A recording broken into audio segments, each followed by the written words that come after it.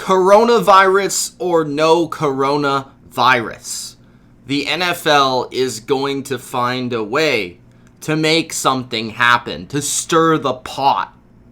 Calais Campbell, defensive end, monster, has been traded to the Baltimore Ravens. Last year's number 1 seed in the AFC gets a monster defensive lineman to help out this defense and get after the quarterback. Calais Campbell has found a new home, and it is the Baltimore Ravens. In this video, I will break down the trade of the Baltimore Ravens and the Jacksonville Jags, sending Calais Campbell to Baltimore to team up with Lamar Jackson to play under John Harbaugh.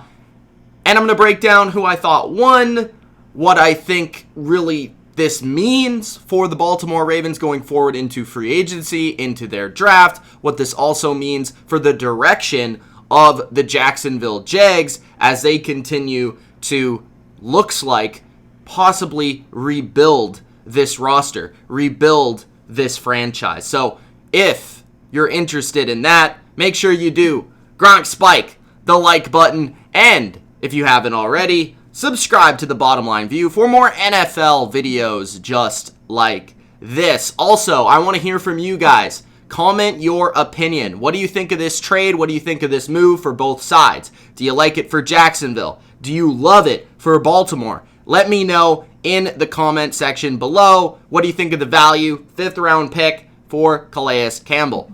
So, Calais Campbell, 5th round pick, has been sent to Jacksonville for Calais Campbell. And really starting off quickly here, Calais Campbell is still a very good player. I think the first thing people are going to look at with this trade is that it was only for a small sum. It was only for a small 5th round, late round draft pick. And I think you need to go past that to really understand why this trade was made for both sides. First off, the Baltimore Ravens have been looking for an interior disruptor. They've been looking for a pass rusher. They've been looking for a player that can control a game and can take over a game from the defensive side of the football. And they really, even though they were going into the playoffs the best team in the AFC, and they had the best record in the league going into the playoffs, I think they still had some holes. And really, when I brought up their free agency plan going into this offseason, I said they need another pass rusher. If they're not going to keep Matt Judon, that's going to be a big issue because he really alone is their only guy that could get consistent pressure one-on-one after the quarterback. Now you have a player in Calais Campbell who can one-on-one destroy games. He's going to demand double teams wherever he lines up, whether that's on the edge or whether that's in the interior. And why I love this move so much for Baltimore is this is a player in Campbell who's played in a multitude of schemes. He's played in multiple roles. He's played defensive end in a 3-4 traditional defense in Arizona for much of his career. From 2008 to 2016, he played for Arizona. He played defensive end in the 3-4 defense. He played defensive tackle, arguably, nose tackle-ish type of role for Arizona as well at times.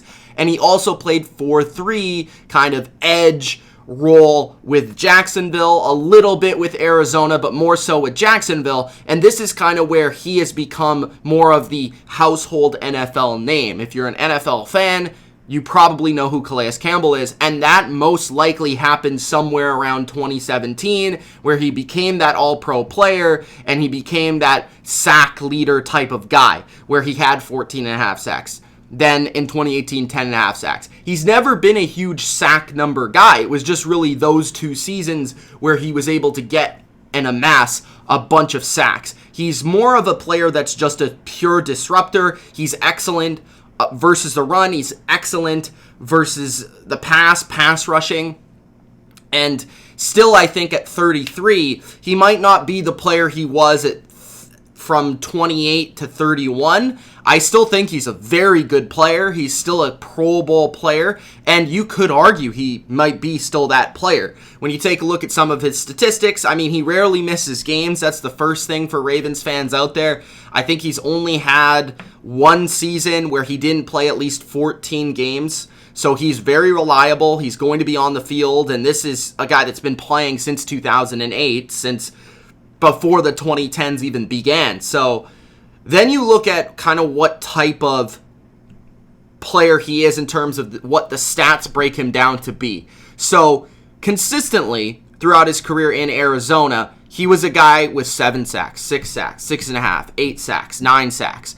You know, his career low was 5 sacks in 2015, but he was named a Pro Bowler because he played defensive tackle that year for a majority. So a lot of when you look at the pure statistics or sack numbers of Calais Campbell, a lot of it can be kind of misconstrued because he played a multitude of roles. Like I already stated, he's played defensive tackle, defensive end, and really whatever the team has needed him to be at that moment, Calais has been able to do. And a reason for this is because he's 6'8" and he's 300 pounds. So when you're 6'8", 300 pounds, and you're the athletic freak of nature that Calais Campbell is, you then can play a bunch of different roles along the defensive line. You know, whether that's end, D-tackle, nose tackle, he can do it all because of his pure height and his pure size. And really, Calais Campbell's one of those guys that, you know, he looks big, he looks like a monster, but then if you actually see him in person, this guy is a freaking freak of nature. I mean, he is a man amongst boys on the football field. He is, have you ever heard him talk? I mean, he just is a complete beast on the football field. And I think Baltimore is absolutely going to love him, and I think he absolutely fits this defense to a T. And again, going back to his statistics, I mean, since really the last 3 or 4 years, he's kind of made his game into more of the pass rushing type with Jacksonville, and a lot of that has really happened because he's become that edge player more so than the interior player. And more times than not, the edge player is going to have more sacks than the interior player. But when you look at the quarterback hits of his career as well, he's always been able to get pressure. He's always been able to cause havoc and get to quarterbacks and knock down quarterbacks. I mean, 25 quarterback hits last year in 2019. That was more than he had in 2018, and that was 5 less than he had in the season where he had 14.5 sacks in 2017, where he was named an All-Pro. He's been a Pro Bowler 5 times. He's been an All-Pro once, and really, I think before he was even mentioned in that Pro Bowl conversation, 2013, 2012, 2011, he was a really, really good player in Arizona. And not a lot of people took notice of how great he was until he went to Jacksonville and put up those numbers and then said, oh yeah, you know, this guy really is that good. So for me, I love the move for Baltimore. I think it's an absolutely critical move that they needed to make because they needed this type of playmaker on the defensive side of the football. They are in the Super Bowl window right now. They are in really contention to win this Super Bowl in 2020. They're one of the top teams that a lot of people are going to predict to win this Super Bowl. And in order for that to happen, you need this disruptive monster on your defensive line. And I really didn't feel like they had that last year. You know, they had the Matt Judon, who's more of a, I would say, for as good as he is, product of the defense that Baltimore is, more so than just a pure takeover type of defensive player and a guy that can make offenses commit to him. I think Campbell is that type of guy, especially on the D-line. I mean, the Ravens for a long time now, over the past 5, 6, 7 years, really since Nata was in his prime, they haven't had that guy on the D-line that's just been able to take over games. A lot of it's been big run-stuffing type of guys, Brandon Williams, Michael Pierce, these guys on their team that they've had for the last few seasons where they're very one-dimensional. They're not very good as pass rushers. They're more so run stuffers. And then Baltimore's been able to create their pressure, generate their pressure through their blitz schemes, through creativity on defense. And that's really where they've been successful through Don Martindale, through Dean Pease, through these great defensive coaches. And they've relied a lot on their coverage, their corners, their safeties to play man-to-man, to hold up in the back end. That's a big reason they went out. They signed Earl Thomas. It's a big reason they traded for Marcus Peters, because they understand how important their secondary is to their success, and they understood that last year that you probably were more likely to get a corner like Marcus Peters than a defensive end like Calais Campbell. So that's my initial thought on kind of Baltimore, Calais Campbell, where he stands. The last piece of information I will say about him within Baltimore is I do expect him to more resort to his role where he played in Arizona, more so than what he played in Jacksonville. So in Jacksonville, he more so played as an edge defender. He more so played on the outside of the defense, rushing from the edge, rushing versus tackles, as opposed to rushing in the interior where he's more of a defensive tackle type from the interior versus guards and centers and demanding those double teams. More often than not, the edge players are the ones that get the one-on-ones because it's more difficult to double team those guys. Depending on the defense and defensive scheme, it can also be difficult to double team interior players. So I am very intrigued to see how he is utilized within Baltimore's defense, but I do suspect that he will play more of a 3-4, even though teams don't really play the traditional 4-3-3-4 anymore. It's more so nickel defense, stuff like that. I do expect he'll play some of that Jacksonville edge type of role, but I also do believe that on maybe early downs especially, he'll play the first, second down interior role where he's more in the middle because he's so big and he's only getting older, so he's like 33 years old, right? Your speed and stuff is going to be the first thing to go. Your quickness, your speed. But your power is still going to be there. Your ability to hold up versus linemen, your ability to take up space is still going to be something that's going to be an asset until Calais Campbell is 40.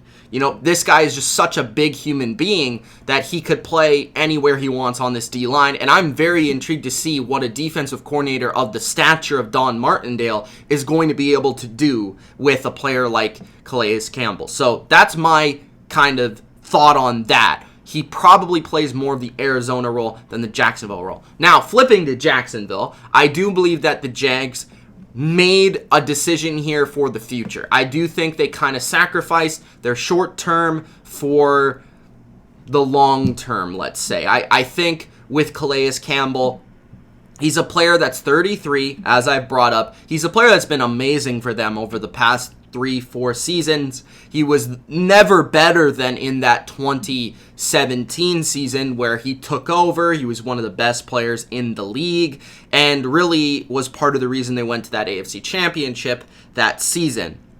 All pro, all of that. Now, with Calais Campbell, though, you're looking at a team that probably is not going to be in contention for the AFC South, in contention for playoffs, in contention especially for Super Bowl. So with Campbell, you have kind of a dilemma. He was on the last year of his contract. He was making $15 million.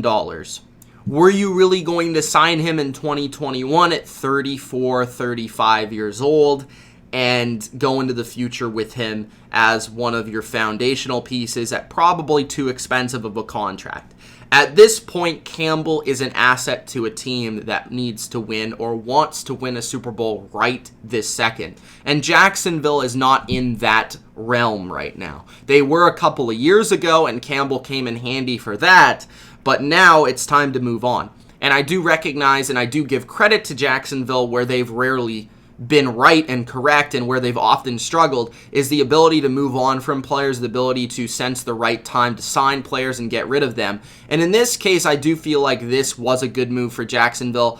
I was kind of surprised by the actual output of the trade, like what they actually got back for Campbell. That was a bit shocking to me, and I honestly really want to check this again so that I'm absolutely correct here, because I don't want to give you the wrong information.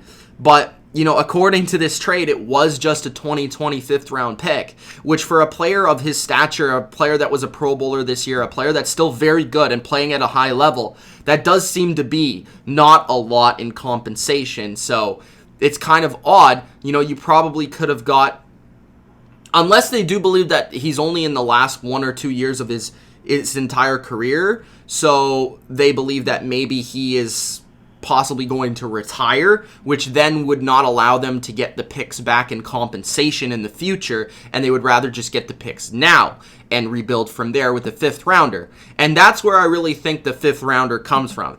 The fact that Jacksonville's hands were sort of tied in regards to it's the last year of his contract, they're rebuilding, $15 million on their cap they can easily get rid of, and it's worth the fifth round pick maybe instead of like the third that they potentially could have gotten from another team in the future or from the draft or whatever it may be from the NFL, that they get rid of this money now and they can start to rebuild and start to sign younger players or start to draft or start to re-sign some of their own players within their own building that they feel are important for the long-term future, because obviously Yannick Ngakoue is now going to leave as well. And this is a team like Jacksonville who's had a lot of great success with their defensive line. I mean, Josh Allen last year they drafted, which kind of came in a blessing in disguise given that Yannick Ngakoue was a free agent this year, UFA, and he doesn't want to play for them anymore. And now they are really able to get rid of Campbell because they drafted Josh Allen. He slid to them in the draft, and he had a very successful first season.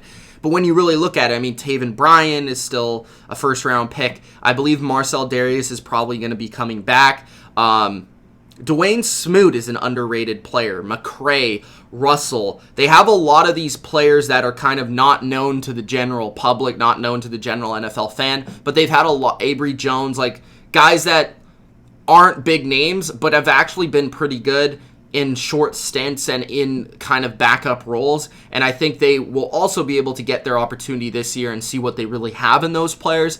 And then if they need to draft that position in the future, they can. But $15 million will be off their cap for a team that really has been struggling to get cap space, a team that's really been struggling to rebuild, because you need cap to rebuild. So we'll see what they do with that cap space. We'll see how Jacksonville continues to rebuild this defense, which was a dominant unit a couple of years ago, will no longer be that and hasn't been that for a year or two now. So we'll have to see Jacksonville, what they do in the future. But in terms of this move overall, the number one takeaway is that Baltimore, they're all in on winning this Super Bowl this year. They're all in on stocking up talent. They're all in on getting disruptive defensive players. I want to see what this means for Matt Judon going forward. Let me know what you think about that. What do you think Judon, what this means for him? Are they going to sign him? What are they going to do with him? Because as far as I know, they are not going to be franchising him. Let me actually recheck that right now. Okay, yeah, they did re-sign him, or they did franchise him. My bad. Maybe I missed that. But yeah, so they did franchise him. So what's their decision with Judon? Is their decision going to be we'll keep him on the franchise tag or for this season, or we're going to trade him? Are they going to try and trade him for like a second or something like that? Or are they going to keep him and try to win the Super Bowl this year and hopefully work out a long-term deal, or even maybe not work out a long-term deal, but just pay him for this season to try to win that Super Bowl and then get rid of him a year later when, let's go all in this year, because it's better to go all in when Lamar is on that small contract than to go in later when he has that Russell Wilson type of money, or he's going to demand that Patrick Mahomes type of money. So I love the move for the Ravens. I think he fits the defense perfectly. This is a player that the Ravens have needed. And just another note on that, they were not a very good team versus the run last year. Calais Campbell can help fix some of those issues in regards to that. So I love the move, guys. I really think it's an excellent move for Baltimore. And I think this is a player that obviously I think possibly the relationship with him and Lamar growing over the Pro Bowl did help the trade in terms of Lamar giving a little bit of information, but I think ultimately from a schematical perspective, this guy was the second-ranked player at the edge position for PFF. He was the number 1 player in a run defense perspective, and he was also in the top 15 in terms of a pass rusher. So whether it's edge, whether it's interior, Campbell has proven he's been one of the best at both positions. He will be our force for Baltimore this season, possibly next season, but they'll have him on a contract, $15 million this year to try and win and go after that Super Bowl, guys. So thank you for tuning in. If you enjoyed, Gronk Spike the like button. Subscribe to the Bottom Line View for more NFL free agency reactions. And of course, comment your opinion. Let me know. Maybe I gave you a little bit more detail on what you think of the move. Let me know what you think of the Campbell trade for both sides. Do you like that the Jags are rebuilding? Do you think that this is the move that could put the Baltimore Ravens into the Super Bowl and ultimately win that Super Bowl trophy? Thanks, guys, for watching. It's been Mitch. Peace out.